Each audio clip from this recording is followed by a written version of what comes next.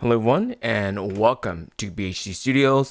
Today we'll be doing an unboxing and first look of the brand new Fujifilm X-T30 Mark II, and we will be comparing it against the older X-T30. We'll see what the differences are and which camera I would recommend. So let's start the video now.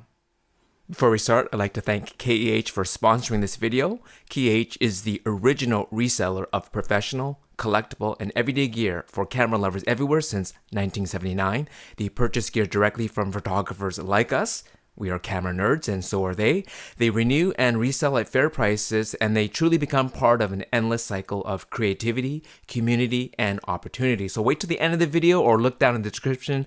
I will have discount codes if you're either buying or if you are selling. So let's start the video now. All right, to begin, let's talk about pricing. The X-T30, they've dropped the price down to $799.95, and this is now $899.95, which is really in line with the other cameras within the Fujifilm's prosumer lineup. The X-E4 is $849, and the XS10 is $999. So this is right where it should be, and with the same firmware as those other two cameras. This has the older firmware. Fujifilm has decided not to upgrade it, but instead to just drop $100. So really that's the difference. There are going to be some smaller differences. We'll be looking at that. So let's unbox. Let's just see what's in this box here. I have not yet opened it, so we will... Why am I struggling? What? Here we go. Here we go. So... I don't know if this is because it's the reviewer's model, probably, but usually comes with the instruction manual. And here we go. All right, so looks exactly. In fact, it doesn't even say Mark II on here, so we'll see if there's some way I can tell the difference between the Mark II and the original. Looks like you get the battery, which you should, and you get a decent strap.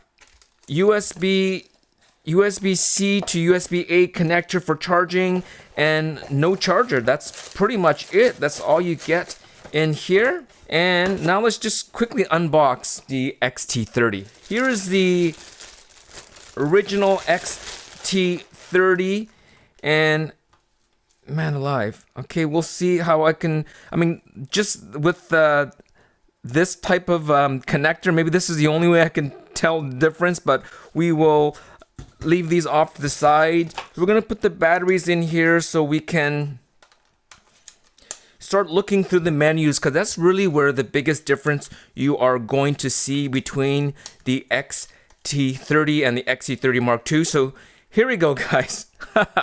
So remember, this little protector thing for putting a strap. This is the X-T30 OG right here. And this is the X-T30 Mark II. They should at least put a 2. I guess this will be complicated when you're selling it used. You're going to have to be really careful looking to see which version is which. Because I think the biggest difference, if there was a physical difference, would have been in the drive dial. But I think even the drive dial is the same. Even though within the menu system, you will see that there are extra features in here. Now let's look at it from the back here. Looking at all the buttons, man alive, it looks identical. So the only way you can tell is by turning it on. So if you are buying a used X-T30 Mark II, you're gonna have to turn it on to see what the difference is. So upon further inspection, you can see that at the bottom of the battery and memory card door, it does say it on the X-T30. It's very small, top line, far right. You can see it says X-T30 there in focus. And then on the X-T30 Mark II, much bigger text, you can see that. And so if you are buying this used or even new, you want to make sure, without turning on the camera, which model you have. You look at the bottom battery compartment. All right, so now that I have batteries, we know that the X-T30 Mark II has the 1.62 million dot, with the X-T30 has the older 1 million dot, and you will be able to see the difference. The X Pro 3, the X T4 and the X-E4 all have the 1.62 million dot LCD screen, and so you will see a difference. So when you punch in, you're doing, like, say in a JPEG, you're punching right in, you can you're looking for fine detail, you'll notice it with the higher resolution screen. But until you are in menus, I think that's where you're going to really see the difference. So you're going to drive setting here, and you'll see that there is some differences. Here's multiple exposure control to the left, which is the X-T30 Mark II. And here is the X-T30, and you don't see that feature, right? And so we will go through these different settings inside the camera here, but let's just kind of, here you go. So this is the X-T30, and this is the X-T30 Mark II. Come on, Fujifilm, you could even just put a 2. Well, maybe they could have put a 2 down at the bottom there. So let's just leave this here, and now let's talk about these things. So as I mentioned, there's going to be $100 difference, $899, $799, and if you get it with the kit, it's going to be $1299 or $1199, and that kit lens is that really nice 18 to 55 millimeter lens. And as previously mentioned, the X-T30 Mark II lands perfectly between the X-E4 at $849 and the XS10 at $999. So for $899, this camera makes way more sense than when we had the previous X-T30 with the much older firmware. It just kind of didn't make sense to buy this. Now, why do I love the X-T30 body in general between these two? Well, as I started off the video, I did show you my old Minolta XD, and you can see they look very similar, don't they? It has that old school film. Now you look at the back and now you can tell which is digital and which is film, but it does have an old school film vibe. And Fujifilm did say that this is an award-winning design, and when I asked them before why couldn't they put a full articulating screen that's on the XS10, they had said that they would have to make this body wider, and they didn't want to do that, hence the XS10 makes sense, right? It could have been the X-T40, just like what Fujifilm did with the X-T3 and the X-T4, and done that, but it would mean that they would have to change the body design. So aesthetically, this is a much more beautiful camera than the XS10. Comes in 2 finishes. The X-T30 Mark II only comes in black or silver, where the original X-T30 came with that limited edition charcoal silver, which I really like. So if you love that color and you don't mind the older firmware, well then you better hold on to that the charcoal silver version. In fact, I think KEH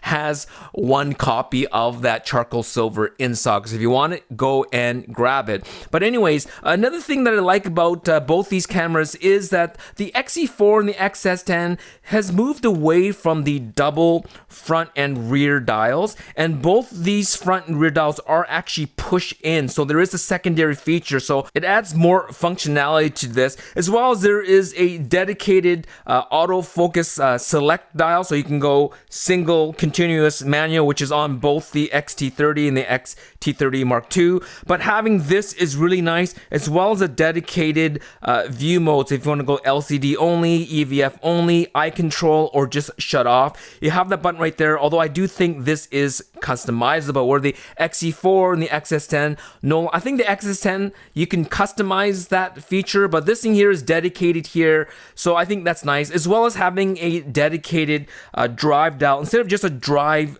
button, which even the X Pro 3 has a drive button. It makes sense because, you know, there's no room for an extra dial here on the X Pro 3, which is also a very beautiful camera. But having a dedicated drive dial to me is invaluable. Having a dedicated shutter speed dial is also great, and having a dedicated exposure compensation dial is really nice. Now there is no D-pad, but as you can see, there's almost no space for D-pad. You either get a joystick or a D-pad. If I had to choose, I guess for the extra custom functions, maybe I would rather have a D-pad, but this is kind of the future for Fujifilm, is touch screen as well as a joystick. Having a bit of a thumb rest here and having the Q button here, which I previously would hit it by accident all the time, but we'll see what happens. And these 2 buttons are customizable, I think, and as well as another customizable FN button there. So overall, I love this design of the X-T30 and the X-T30 Mark II. And of course, both of these cameras have, what is this here?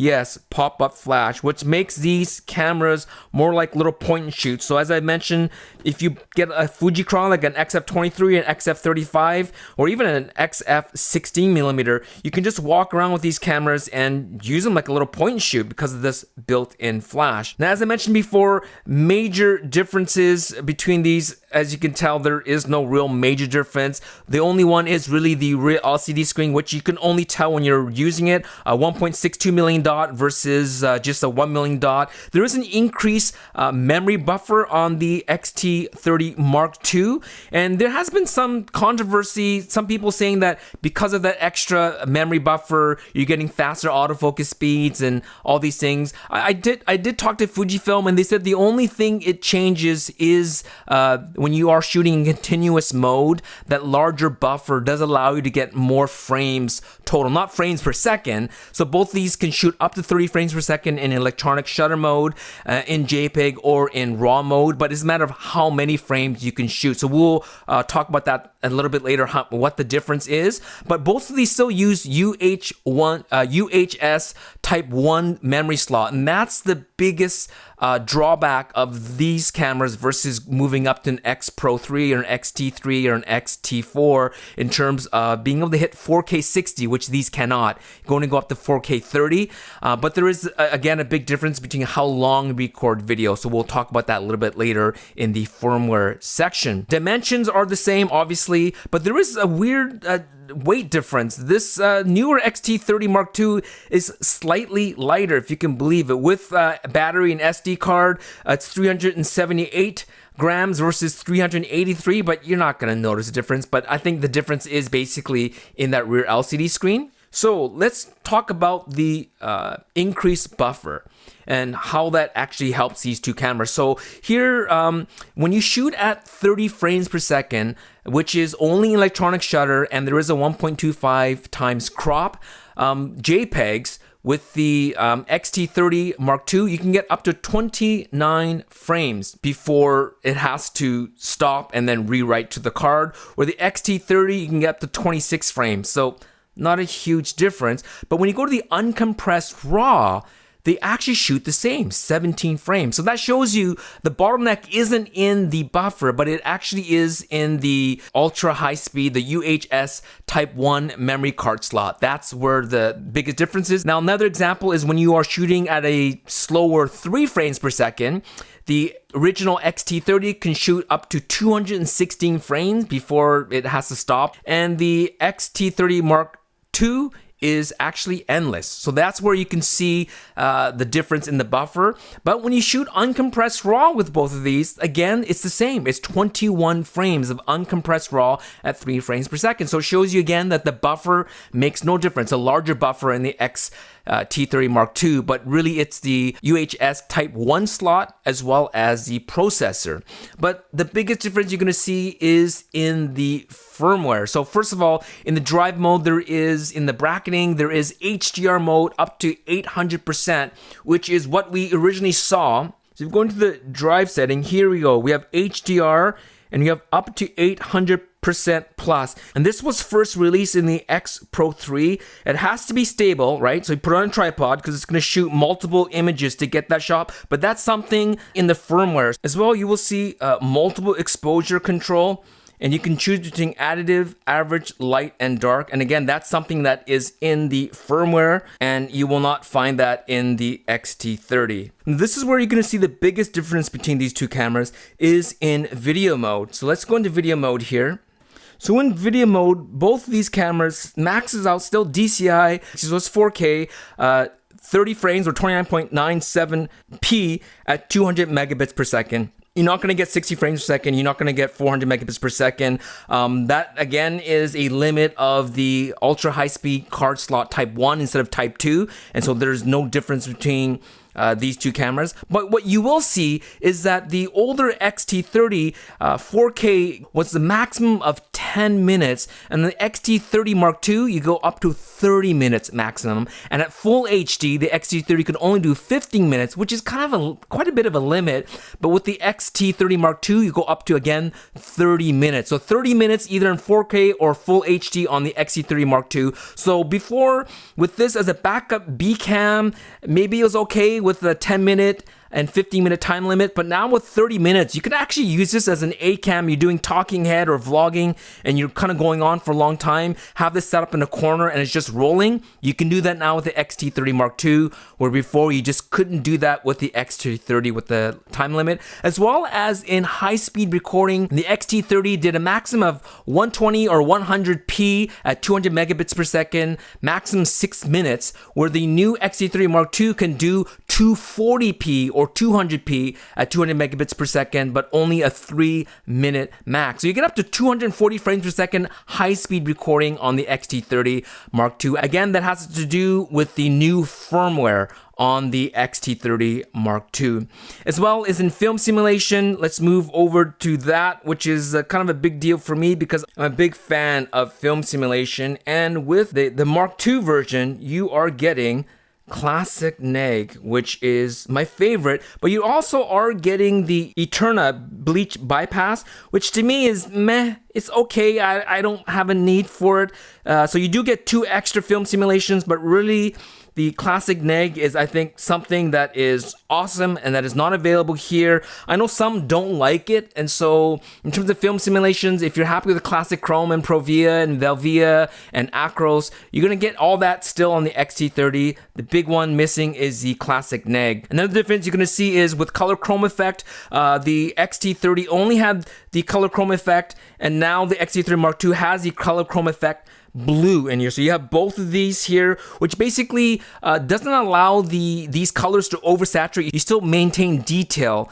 Oftentimes you have something that's like a deep blue or a nice rich red, and you start losing the detail. It just kind of gets blotchy and oversaturated. With these things turned on, either weak or strong, you will still maintain the detail. And I find that actually is very useful.